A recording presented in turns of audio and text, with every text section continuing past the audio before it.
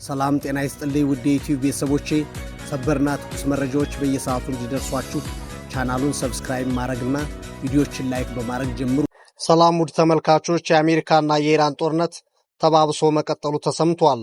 አሜሪካ በተከታታይ ለ6 ቀናት የኢራንን መሰረተ ልማቶች መደብደቧን ስታሳውቅ፣ ኢራን በበኩሏ በባህሬን፣ በኩዌት፣ በተባበሩት አረብ ኤሚሬቶች እና በጆርዳን ያሉ የአሜሪካ የጦር ቤዞች ላይ ጥቃት ፈጽሜያለሁ ብላለች። ዩናይትድ ስቴትስ የኢራንን ዋና ዋና ድልድዮች፣ ኤርፖርቶችና የኃይል ተቋማቶች ላይ ታርጌት አድርጋለች ተብሏል። መቋጫ ያጣው የሁለቱ ሀገራት ጦርነት ተባብሶ በቀጠለበት በአሁኑ ሰዓት ኢራን በአሜሪካ የደረሰባት ምት ቁጣዋን አገንፍሎታል። ለዚህ ማሳያው ደግሞ እሷ እንደምታስታጥቃቸው የሚነገርላቸውን በመካከለኛው ምስራቅ የሚንቀሳቀሱ ኃይሎችን አስቸኳይ ትዕዛዝ እየሰጠቻቸው ነው ተብሏል።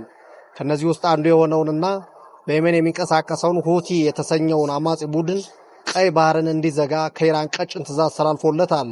በዚህም የተነሳ የባህር መተላለፊያዎች መዘጋት ደግሞ ካሁኑ በነዳጅ ምርቶች ላይ ጭማሪ እንዲታይ ምክንያት ሆኗል።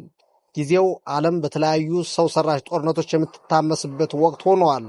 በዓለም ዙሪያ ባሉ ሚዲያዎች በየቀኑ የሚዘከረው አሜሪካ የምትሳተፍበት የመካከለኛው ምስራቅ ጦርነት ብቻ ቢሆንም ቅሉ ግን የሩሲያና ዩክሬን እና የሱዳን የእርስ በርስ ደም አፋሳሽ ጦርነቶች ከብዙ በጥቂቱ ሚዲያውም ዓለም አቀፉ ማህበረሰብም ቸል ያላቸው አይተኬውን የሰው ልጅ ሕይወት እየቀጠፉ የቀጠሉ ያሉ ጦርነቶች ናቸው።